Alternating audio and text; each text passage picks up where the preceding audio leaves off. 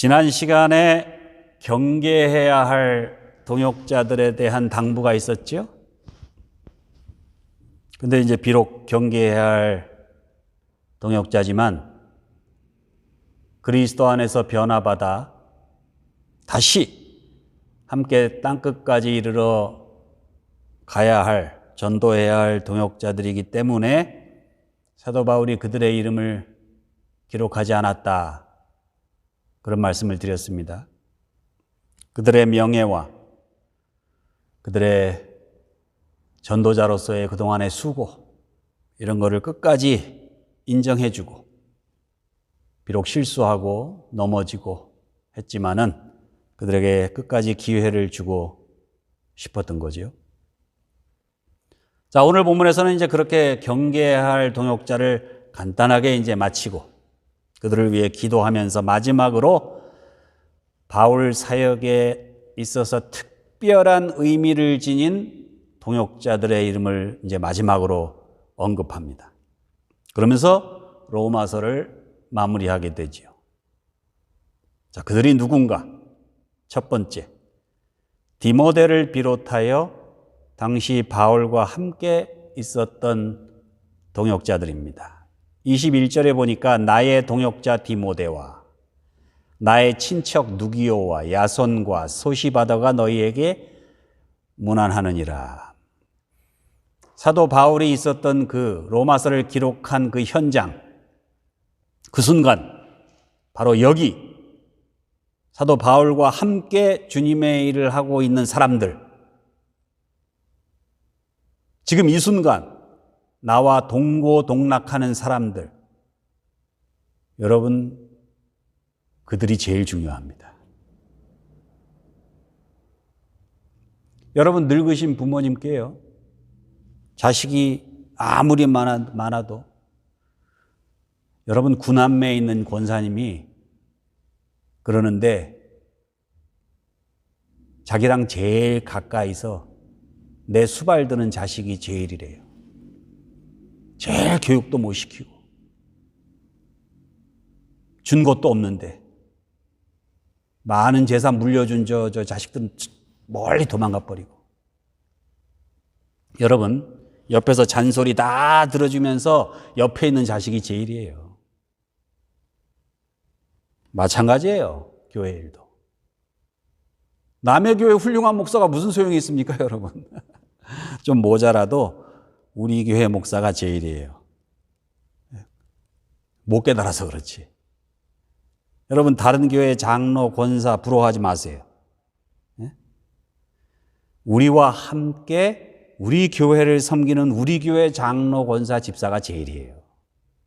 바울에게 수많은 동역자들이 있었어요.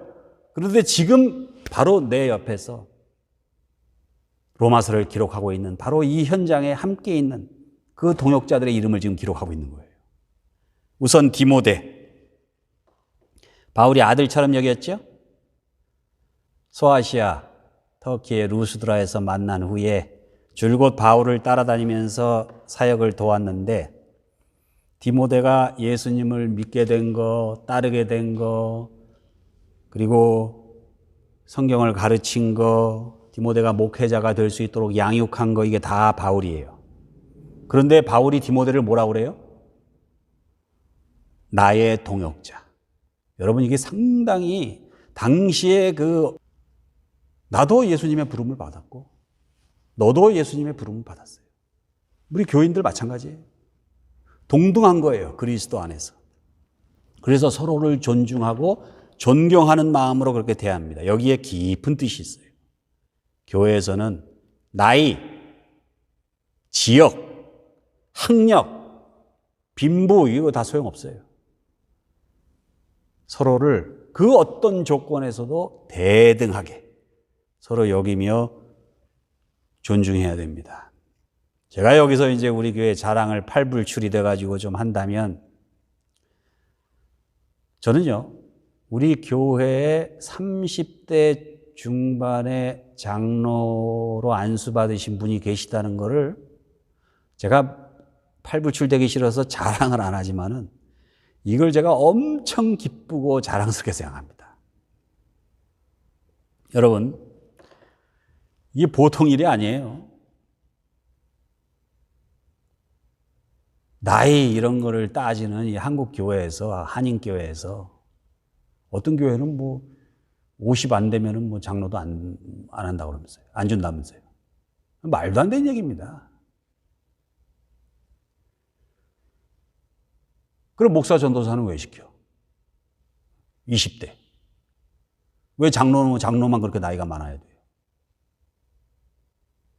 저는요, 우리 교회에 이렇게 계속 젊은 사람들이 교회를 이끌어 나가야 돼요. 양 목사도 젊은데 더 젊은 사람이 더 젊어져야 돼요. 그래서 여러분 지도자는요, 하루아침에 하늘에서 떨어지는 게 아닙니다. 양육해야 돼요. 그래서 실력 있고 능력 있고 영감 있는 그런 지도자들을 키워내야 돼요. 그런데 30대 장로는 있어요. 있는 교회들이 있어요. 앞서가는 교회, 모범적인 교회들에는 30대 장로님들이 계세요. 우리 이민교회, 특히 우리 교단교회.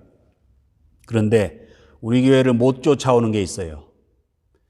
미국 전체 한인교회들이 우리 교회를 못 쫓아오는 게 있어요. 한인교회로서 여성 장로가 당회의 과반이 넘습니다.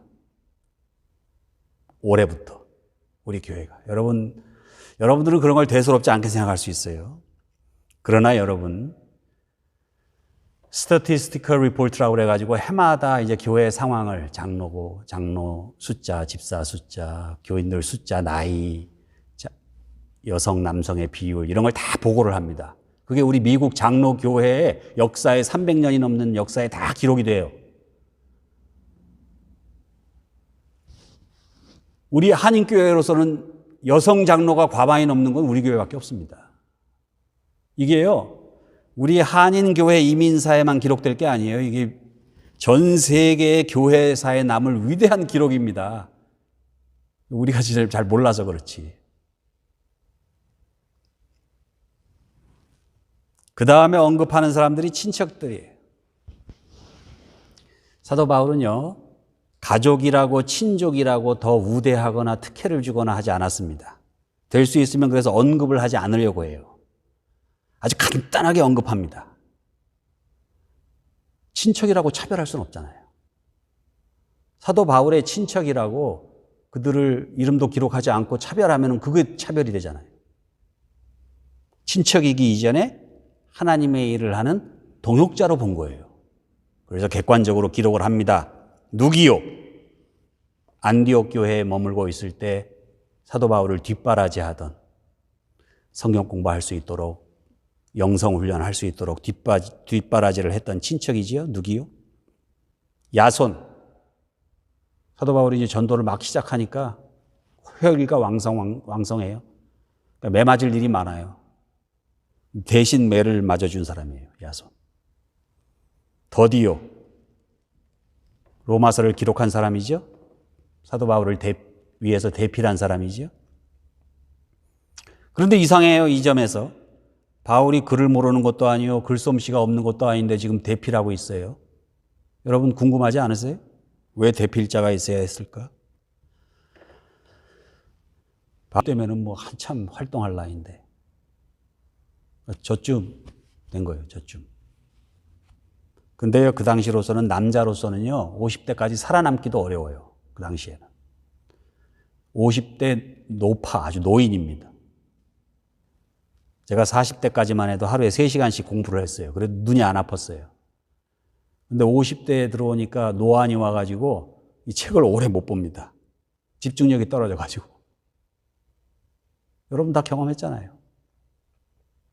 대신 그동안 공부하고 가졌던 그게 이게 정리되는 실력이 생기더라고요. 정리가 돼요. 그동안에 이게 파편으로 돼 있던 게 이렇게 다 이렇게 짜맞추어져요. 사도 바울이 아마 그 심정을 제가 이해할 것 같아요. 그래서 지금 노안이 온 후에 쓰여졌거든요. 그것도 자유롭고 평안하게 그냥 그렇게 글을 쓸 수 있는 상황이 아니에요. 여러분 사도 바울 서신의 6편은 아주 열악한 상황에서 전도 여행을 여기저기 하면서 기록한 거고 4편은 가택 연금이나 구금 상태에서 기록했지요. 나중에 또 이제 목회 서신 같은 경우에는 굴을 파서 만든 감옥에 갇힌 상황에서 썼다고 그러죠. 그러니까 바울 서신은 누군가 대신 써준 거예요. 그리고 바울에게 안질이 있었다고 그러잖아요. 눈병이 있었다고 그러잖아요. 그러니까 눈이 잘 보이지 않는 거예요. 그런데 여러분, 나이가 들었다고 몸이 아프다고 장애가 있다고 복음을 전파하지 못하는 게 아니죠. 로마서는요, 지금도 정말 보석과 같은 서신서지요. 근데 누가 대신 써줬어요? 바울 사역을 총정리하는, 이제까지 기독교 신학에 있어서 이런 보석 같은 그런 신학서는 없어요. 여러분, 아무리 나이가 들고 아무리 큰 병이 들고 아무리 큰 장애가 있더라도 바울은 그때 자기의 인생에 있어서 최고의 서신 로마서를 기록합니다. 누구 덕으로? 멀리 있는 훌륭한 동역자 덕분에? 아닙니다. 바로 내 옆에 있었던 동역자들이 있었기 때문에. 여러분, 강영우 박사님 잘 아시죠? 13살에 아버지 돌아가시고 중학생이 됐는데 축구하다가 심하게 하는 바람에 실수를 해가지고 축구공에 눈을 맞아서 시력을 잃었어요. 장님이 됐어요. 그 충격으로 아들이 눈이 멀었어요. 어머니가 그 충격으로 돌아가십니다. 누나하고 같이 있는데 그 누나도 죽었어요. 그래서 이제 학교 다 그만두고 시각 장애인들이 다니는 학교에 다녔는데 그 학교가 뭐 가르쳐주는 학교예요? 안마. 하루 종일 가서 안마 기술 배우고 집에 돌아오면서 갖은 놀림을 다 당하고 내가 이렇게 살아서는 미래가 없겠다 해서 점자책을 가지고 열심히 공부를 합니다. 그래서 연세대학교 교육학과에 입학을 했어요. 거기서 누구를 만나요? 서근옥, 나중에 권사님이 되죠. 서근옥 권사를 만납니다. 1972년에 국제 로터리 재단 장학생으로 피츠버그 대학교에서 교육학 박사를 받죠. 최초의 장애인 유학생, 강영호 박사죠. 그래서 일리노이 대학교에서 교수로 일하고 부시 행정부에서 백악관 장애인위원회 정책 차관보가 됩니다. 당시로서는 한인 이민자 중에는 최고의 공직에 오른 거예요. 근데 2011년에 췌장암으로 돌아가시게 되죠. 췌장암에 걸린 후에 자기를 이제까지 이렇게 키워준, 교육시키고 자기가 공부 잘해서 내가 똑똑해서 학위 받고 내가 이렇게 높은 자리도 올라가고 이랬다고 생각 안 한 거예요. 내가 이게 다 빚이라고 생각한 거예요. 그래서 자기를 공부시켜준 그 로터리 장학재단에다가 그 외에도 교회를 통해서 좋은 일을 많이 하시죠. 근데 그게 가능할 수 있었던 게 뭐예요? 옆에 서근옥 권사가 있었기 때문에. 그래서 저는 서근옥 권사를 더 훌륭하게 생각합니다. 사도 바울에게도 제약이 있었어요. 한계가 있었어요. 그러나 그의 곁에 누가 있었어요? 그의 곁을 지켜주었던 동역자들이 있었어요. 바로 내 옆에 있는 동역자, 누군지 한번 확인해 보세요. 바로 내 옆에 있는 사람. 그들에게 감사하는 마음으로 늙음에도 질병에도 굴하지 않고 끝까지 복음을 전파하시기를 우리 주님의 이름으로 축원합니다. 두 번째, 교회의 어려운 재정적 부담을 감당했던 동역자들의 이름이 나와요. 23절에 보면 나와 온 교회를 돌보아주는 가이오도 너희에게 문안하고 이 성의 재무관 에라스도와 형제 구아도도 너희에게 문안하느니라. 고린도전서 1장 14절에 의하면 바울이 고린도 교회에서 세례 준 사람이 딱 두 사람이죠. 그리스보와 가이오. 그 중에 가이오는 바울을 자기 집으로 영접해서 거기 머물게 하고 자기 집을 고린도 교회로 내어놓죠. 그래서 한글 개역판에 보면 나와 온 교회의 식주인 가이오 이렇게 표현합니다. 식주인이 뭐 하는 사람이에요? 식주인, 밥을 대접하는 사람. 초대교회에서는 모일 때마다 식사를 나눴는데 요새도 그렇지만은 당시 상황으로는 이게 보통 일이 아니죠. 그렇게 모일 때마다 고린도 교회 성도들에게 매번 식사 대접을 한 사람이 누구예요? 가이오. 당시에는요, 우리는 하루 3끼 먹지만은 당시에는 하루 1끼. 그러니까 우리 한 끼 먹는 양이 우리가 먹는 거에 2-3배 돼요. 우리 옛날에 여러분 밥 공기 이만한 거 꽁보리가 가득 담은 밥 공기 기억하세요? 그 끼니 지나면 먹을 기회가 없으니까 먹을 때 그냥 왕창 먹는 거죠. 그래서 교회 재정 지출을 하면은 대부분 교인들 모일 때마다 예배 때 성경 공부 뭐 이럴 때 모이는 교인들 밥 해주는 게 교회 재정이에요. 그걸 도맡아 한 사람이 누구예요? 고린도 교회 가이오. 어려운 교회의 그 재정을 가이오가 담당을 한 거예요. 아마 좀 잘 나가는 사업가였던 걸로 추측이 돼요. 그래도 그렇지. 여러분, 우리가 교회에 모일 때마다 교인들 맨날 밥을 다 내가 책임진다고 한번 생각해 보세요. 여러분, 우리 교회에 몇 명 안 되지만은 국밥만 먹어도 여러분 100불이에요. 국밥에 소고기 넣어야 되죠. 뭐 김치 있어야죠. 거기에 나물 한 가지 뭐 이렇게 해도 나물 한 가지 뭐 생선전 그러면 300불. 거기다 몇 가지 뭐 좀 더하면 500불. 여러분, 팬데믹 이후에 정확히 식재료 값이 2배가 됐습니다.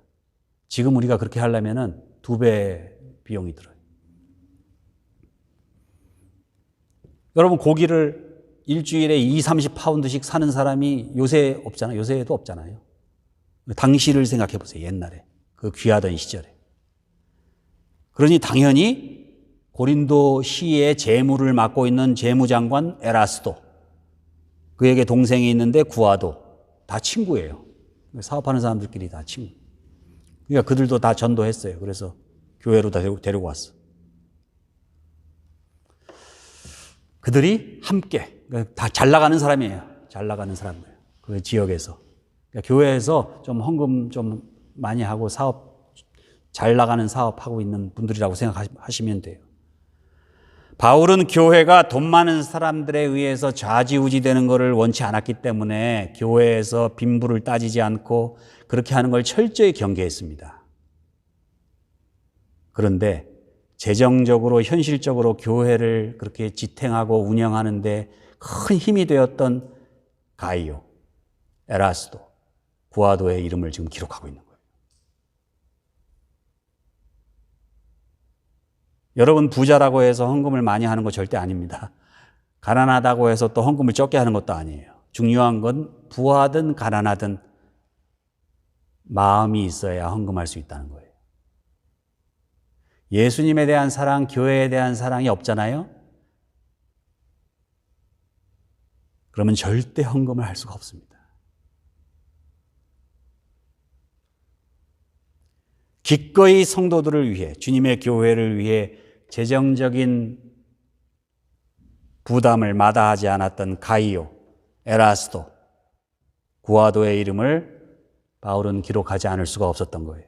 마지막으로 사도 바울은 자신을 포함한 로마서 16장에 기록된 37명의 동역자들이 함께 추구했던 단 하나의 목적, 예수 그리스도의 복음의 본질을 재확인하고 있습니다. 어쩌면 이것을 확인하기 위해서 그 37명의 이름을 기록하고 있는지도 몰라요. 본문 25절에 보니까 나의 복음과 예수 그리스도를 전파함은 영세전부터 감추었다가 이제는 나타나신 바 되었으며 영원하신 하나님의 명을 따라 선지자들의 글로 말미암아 모든 민족이 믿어 순종하게 하시려고 알게 하신 바 그 신비의 계시를 따라든 것이니 나의 복음이라고 하고 있죠. 나의 복음. 이전에 잘못된 것에 인생을 걸고 살아갔어요. 엉뚱한 걸 복음으로 생각하고 따라갔다는 말이에요. 그러나 다메섹에서 부활하신 주님을 만났어요. 그래서 복음을 들었어요. 그래서 아라비아에서 3년, 다소에서 11년을 보내면서 기도하고 연구하고 검증하고 묵상하고 확신하게 된 나의 복음. 주 예수 그리스도의 복음. 그 복음을 전파하는 일에 인생을 바치면서 여기까지 왔어요. 바울은 예수 그리스도와의 그 깊은 관계 속에서 비로소 깨달은 내 인생의 기쁨과 소망과 보람, 그래서 언제 죽어도 억울하거나 아쉽지 않을 확실한 내 인생의 의미, 내 인생의 목표, 나의 복음이 있었단 말이죠. 그거를 그 37명과 공유했다는 거예요, 지금. 여러분, 저와 여러분에게도 그렇게 내 인생을 규정하고 내 운명을 좌우하고 내가 끝까지 목숨을 바칠 만한 그 복음, 나의 복음을 간직하고 계세요? 사도 바울은 로마서를 시작합니다. 이렇게 1장 2절에 이 복음은 하나님이 선지자들을 통하여 그 아들에 관하여 성경에 미리 약속하신 것이라. 이 복음으로 시작하고 있어요, 로마서를. 그리고 이제 이렇게 로마서를 마무리합니다. 맨 마지막에 16장 26절에 이 복음은 영원하신 하나님의 명을 따라 선지자들의 글로 말미암아 모든 민족이 믿어 순종하게 하시려고 알게 하신 신비의 계시. 복음으로 시작하고 복음으로 마치는 거예요. 그래서 로마서가 복음에 대한 사도 바울의 간증입니다. 로마서를 마치며 사도 바울은 로마 교회 성도들이 그 복음에 견고하게 서기를 권면하고 있습니다. 이방인이나 유대인이나 남자나 여자나 종이나 자유자나 결국 예수 그리스도의 복음에 견고하게 서는 것만이 좋은 그리스도인이 되고 좋은 교회가 되는 길이라고 확신하고 있는 거예요. 그 복음은 즉흥적이고 감정적인 게 아니에요. 그 복음은 무슨 일시적인 내 문제를 해결해 주는 그런 단편적이고 한시적인 그런 게 아니에요.